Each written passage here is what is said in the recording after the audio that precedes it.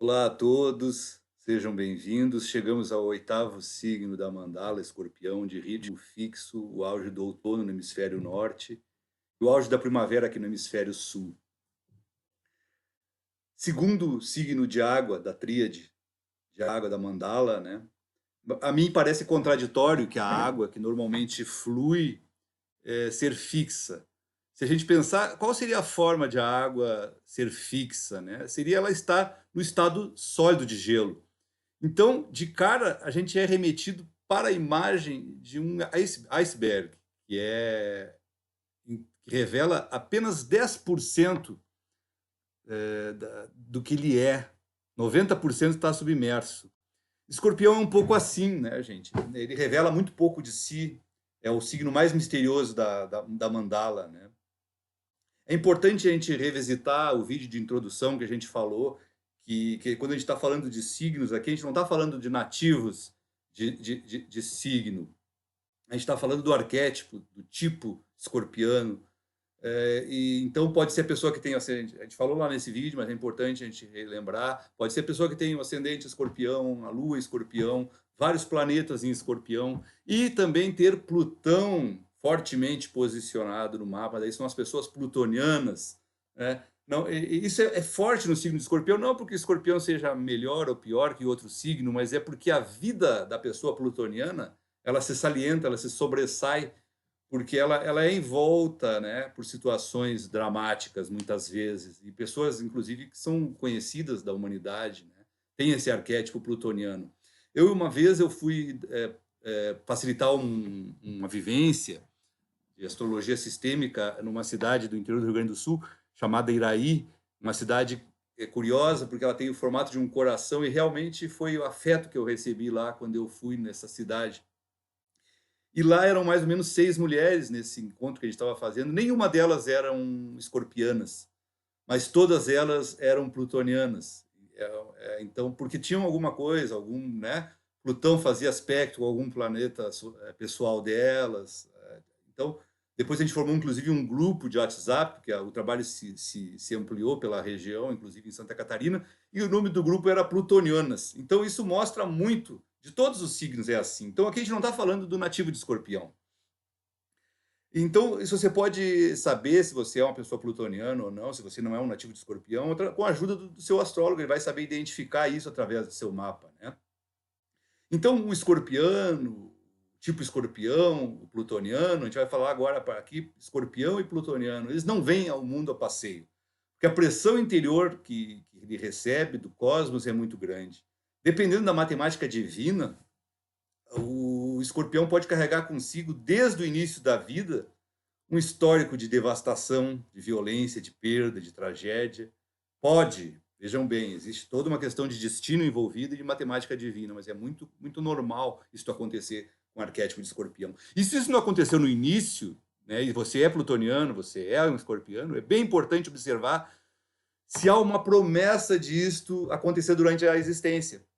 Por que a gente fala isso? Porque é da natureza do planeta que rege o signo de escorpião, Plutão, nos fazer evoluir através de desafios, através da dor. Né? A gente tem um livro, Jornadas Desconhecidas, O Caminho de Volta, que a gente fala bastante desse arquétipo, né? Que é bem, a gente aprofunda bastante isso. Porque Plutão é o mais distante dos planetas do sistema solar.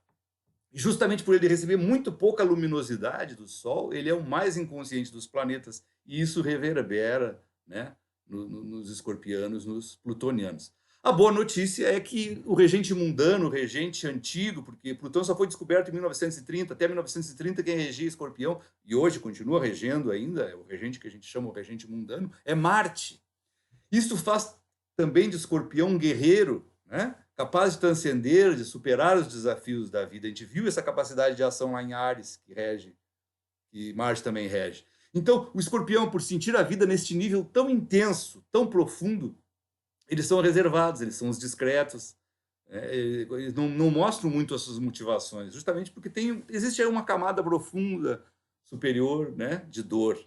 Ele nasce do Libra, né, pessoal? O Escorpião nasce do Libra e ele herda desses signos temas como união, casamento, relacionamento. Só que esses temas aqui em Escorpião, eles transbordam, né? porque Escorpião ele quer uma fusão inseparável com o outro, né? Ele quer uma simbiose de almas, ele se mescla, o Escorpião quer se mesclar psiquicamente ao outro, é intenso. Ele, quando se une emocionalmente a alguém, não quer interferência, então ele cria como se fosse uma redoma psíquica que envolve a si mesmo e ao outro, né? Fica fechado no próprio relacionamento.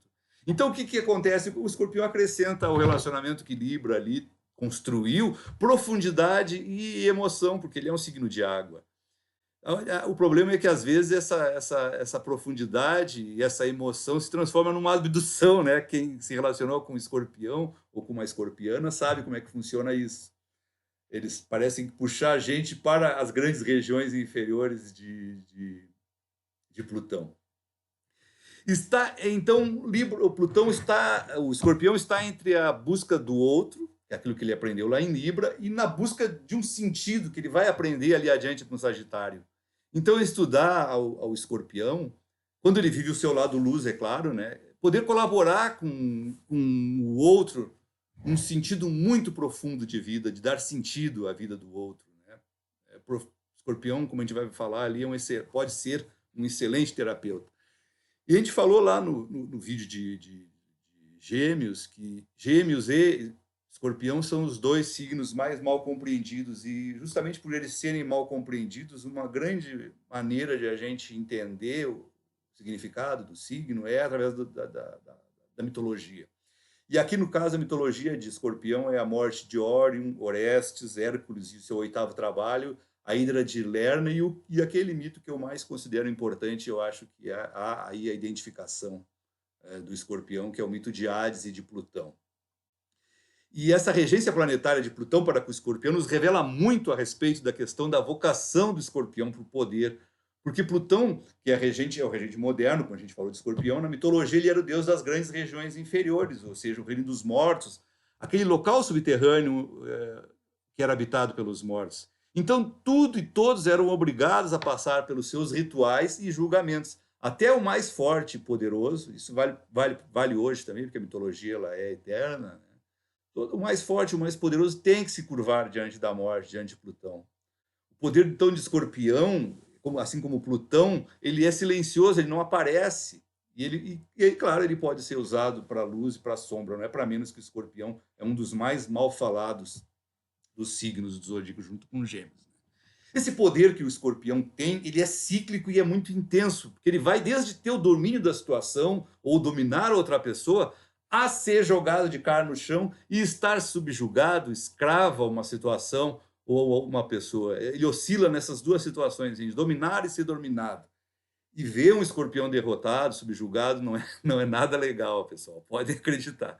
Então, esse poder é dado por Plutão, né, para o arquétipo de Escorpião, para os plutonianos, mas quando ele é mal usado na superfície, aqui na Terra, Plutão draga de volta ele para as grandes regiões inferiores.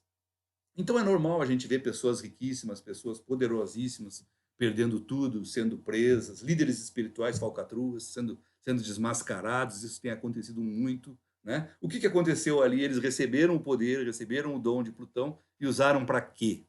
Né? Para interesses escusos, para interesses pessoais, e esse poder retorna. Então, o único território de nossas vidas onde Plutão e Escorpião age relativamente leve, numa boa, é na área da espiritualidade, é na área da terapia, é servir de alguma forma a humanidade, mas de maneira honesta e verdadeira, sincera. Né? E não significa, se a pessoa é terapeuta, não significa que ela não possa cobrar pelo seu trabalho. Não. A gente não está falando isso, a gente está falando e mesmo mas cobrando que seja honesto, que seja verdadeiro. Por que a gente fala isso? Não significa que todo escorpiano tem que ser terapeuta, que todo escorpiano tem que ser religioso, não. O escorpiano pode ser o que ele quiser, mas a gente fala que precisa agregar essas características na vida, precisa agregar a espiritualidade, precisa agregar a terapia para ele descarregar essa energia potente, que é forte, porque é uma energia densa, né? Intensa, comparada ao plutônio da bomba atômica. Então, a energia de Plutão não cabe, não é compatível com a nossa vidinha mundana, a nossa vidinha limitada. Então, a gente precisa descarregar isso na humanidade, fazer algo pelos outros, porque se a gente ficar na nossa vidinha mundana, que é pequena para a energia de Plutão, né, é uma pessoa que escorpião, que tem escorpião forte, que tem Plutão forte, mais cedo ou mais tarde vai viver crise, vai viver perda. Isso envolve relacionamento, profissão, saúde, dinheiro. É normal a gente ver isso, né, na vida das pessoas. Esse intenso poder do Plutão e do Escorpião pode levar a dois caminhos, né, bem distintos. Um é no aspecto material, porque é mais mundano, onde o Escorpião ambiciona por negócios, ele ambiciona por dinheiro, né? Negócios de grande porte. A gente não pode esquecer que Plutão tem como sombra tem como oposto complementar o touro. Então, o Escorpião gosta de dinheiro, ele usa isso para o poder. Dependendo do grau de evolução desse escorpião, esse dinheiro pode vir desde um trabalho como funcionário num banco, que lida com dinheiro, né, até os crimes ilícitos. E o outro caminho, são dois caminhos que se bifurcam nessa energia, né, é o mais relacionado com a própria vida psíquica e emocional, que leva o escorpião a buscar um incessante autoconhecimento de si próprio e dos outros. Ele busca isso através do misticismo, através dos questionamentos sobre vida e sobre morte, espiritualidade, reencarnação, regressão, psicologia, parapsicologia e tantas ciências e saberes que existem nesta área, né? Quando ele escolhe essa estrada, o escorpião passa a ser um agente de cura de si mesmo e vai levando consigo outras pessoas para esse processo de cura, né? É o lado alquimista de escorpião, né? Porque o escorpião é mestre no mundo dos mistérios, invocar, ver e sentir aquilo que é invisível, né? Aquilo que os outros não veem, o escorpião consegue, o escorpião e o plutoniano consegue ver.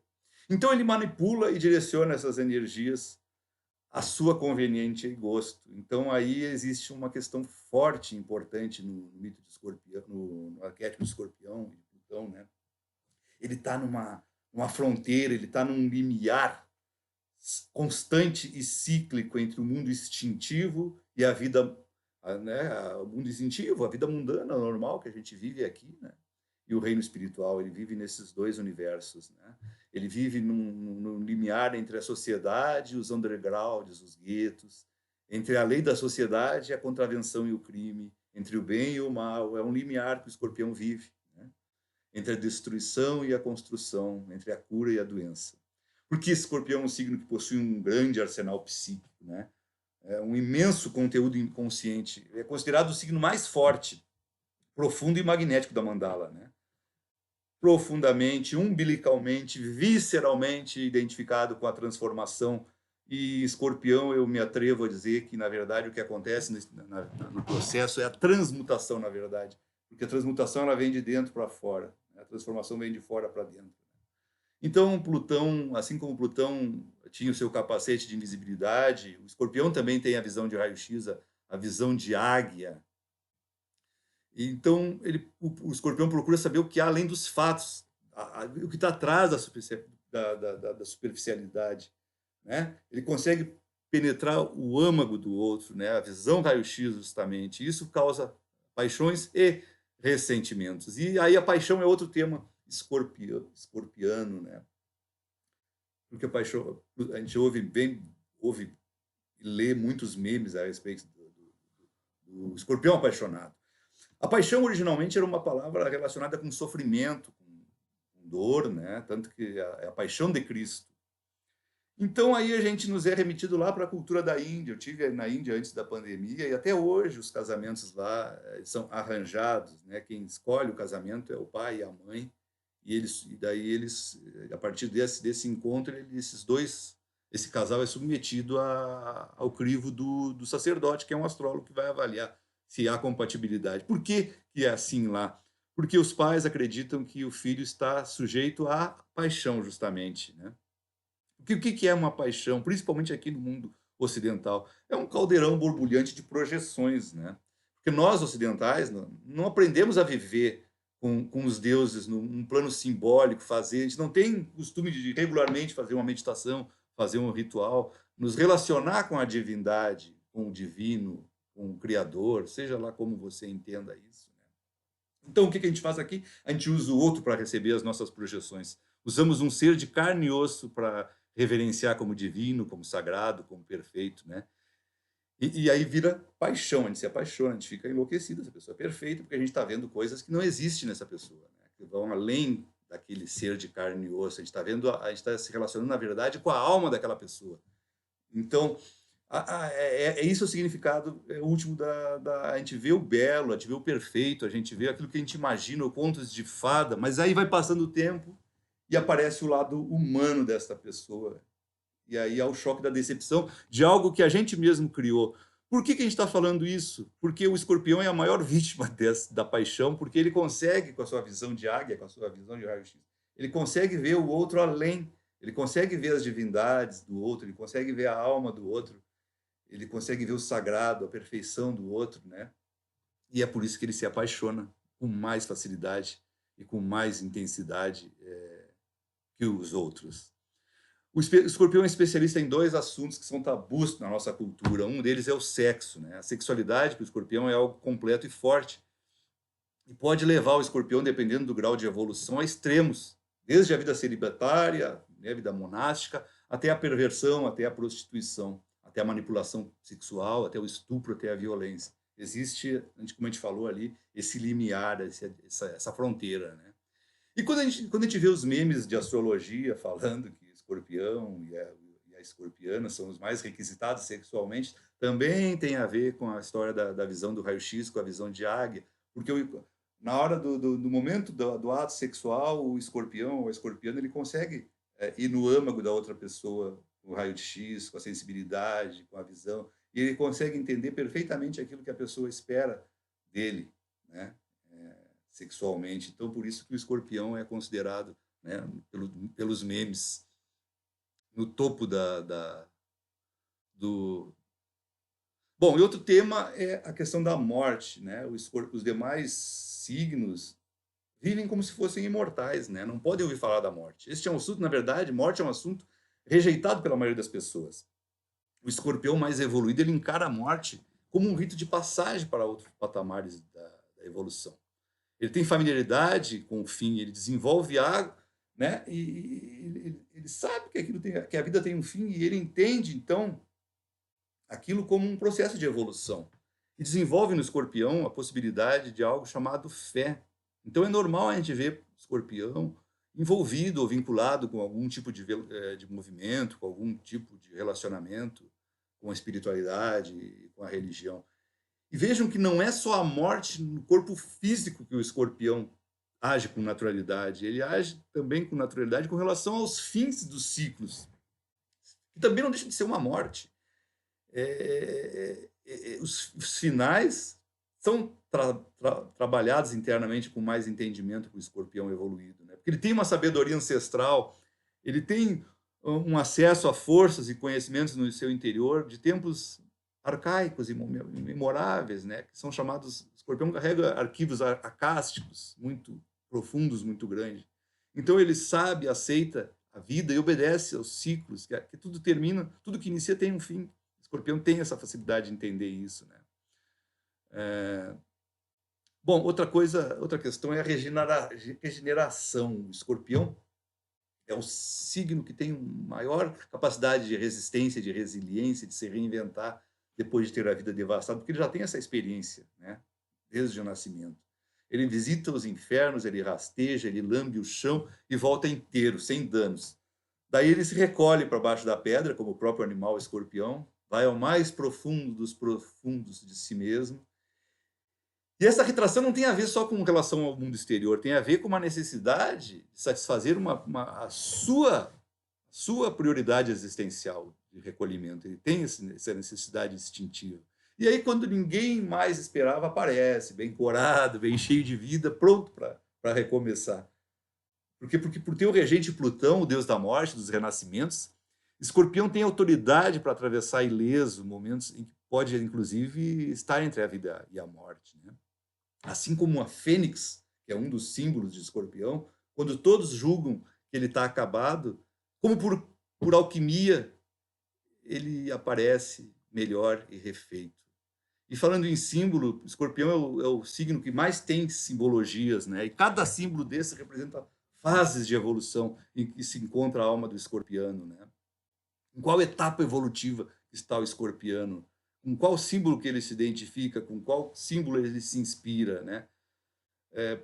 por essa questão de estar necessidade, de estar mudando, de estar regenerando, de estar evoluindo, como o animal escorpião, por exemplo, e o lagarto cinzento, que tem uma relação com aqueles escorpianos que estão no início da caminhada evolutiva, né? Já a serpente está associada a um caminho intermediário entre o escorpião e a águia, né? São aqueles tipos de escorpianos que estão se libertando do nível evolutivo mais primário para iniciar um crescimento mais vertical, né? E depois tem a águia e o mito da fênix, já associado ao mais alto nível evolutivo do signo de escorpião, né? O terceiro estágio. É aí que o escorpião se afasta dos interesses meramente mundanos e se dirige a planos superiores da espiritualidade. E depois temos outros símbolos, né? Subliminares, que é o sal, que tem a ver com o escorpião também, a lagarta, que se transforma em borboleta, o vulcão. Todos são símbolos que nos remetem a escorpião, né? Escorpião é o signo que usa com maestria o prefixo reavivar, renascer, ressurgir, reconstruir, recomeçar, reorganizar, refazer, reestruturar, restaurar, ressignificar. Tudo prefixos re. E na região do mapa, se você não é escorpiano, se você não é plutoniano, onde você tem escorpião, onde você tem Plutão, ali há uma fissura para o seu inconsciente. Ali há um poder concentrado. É nesta região do zodíaco que a gente deve buscar a nossa chance de transcendência.